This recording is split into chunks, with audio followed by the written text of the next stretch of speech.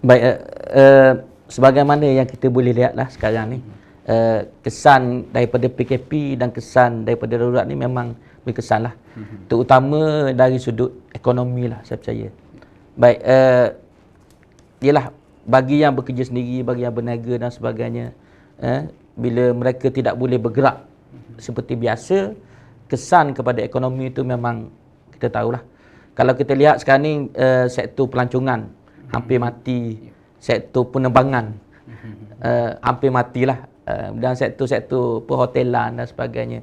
Sektor-sektor ni semua menghadapi masalah yang besar lah akibat daripada PKP dan juga darurat sekali lah. Tapi ialah dari sudut kerajaan perlu mempertimbangkan di antara perkara yang mana yang lebih utama. Nak menjaga nyawa rakyat ke ataupun nak menjaga ekonomi, nak pastikan ekonomi sihat ke nak pastikan rakyat sihat. Jadi di antara dua kepentingan ini yang perlu dipertimbangkan. Jadi kerajaan bagi saya terpaksa memperkenalkan ordinans darurat untuk memastikan senapan nyawa rakyat itu yang lebih penting. Dalam masa yang sama, kerajaan juga perlu merangka strategi dan plan untuk mengurangkan bebanan rakyat. Saya percaya ada pengumuman daripada beberapa hari lepas, ada pengumuman daripada Perdana Menteri berkaitan dengan peruntukan tambahan lah. 15 bilion kalau tak silap saya untuk tambahan untuk membantu terutama sektor-sektor yang terkesan lah. Jadi memang kesan ekonomi ni bagi saya adalah satu kesan yang besar, tetapi ia adalah perlu daripada sekarang ni untuk kita menghadapi masalah yang lebih besar yang mana yang mengancam nyawa rakyat. Kita tahu sekarang ni COVID-19 kejangkitan ni terlalu tinggi. Ia boleh mengakibatkan hospital kita tak cukup. Boleh mengakibatkan pusat kuarantin kita tak cukup. Saya dipahamkan di Selangor sekarang ni pun hospital dia dah 100% guna. Jadi keadaannya bila hospital pun tak cukup, maka kesannya rakyat mungkin tak dapat rawatan yang sempurna. Ramai rakyat yang tidak akan dapat rawatan yang sempurna dan mungkin mengakibatkan jumlah kematian yang lebih besar. Bila tak dapat rawatan, jumlah kematian pun mungkin akan menjadi berganda dan sebagainya lah. Jadi ini yang perlu dikawal oleh kerajaan. Jadi dengan tidak menafikan kesan-kesan ekonomi yang ada lah.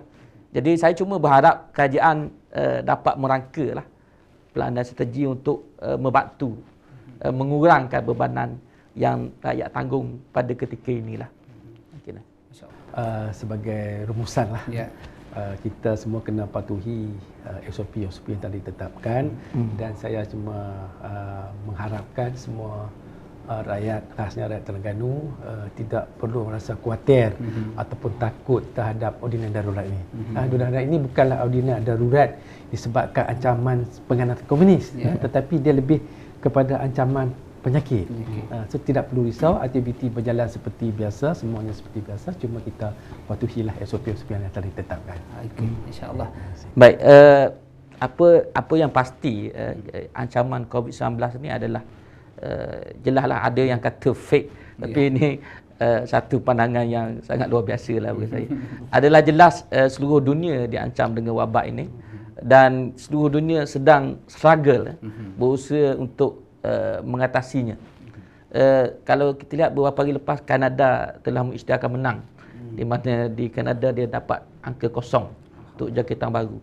Tapi kita harap juga Malaysia akan menuju ke arah itulah, dengan PKP dan juga pengisytiharan darurat yang ada ni, diharap kita dapat ini. Ini bukan, kita kata bukan ni satu apa-apa cubaan untuk mengekalkan kerajaan dan sebagainya. Ia semata-mata untuk menjaga keselamatan seluruh rakyat yang ada lah. Jadi saya berharap kita semua dapat beri kerjasama lah kepada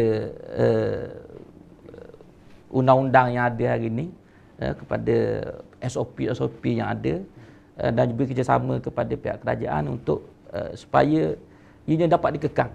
Sebab kalau kerajaan berusaha sekali mana pun, kalau kita tak ikut, maka ia akan menjadi masalah.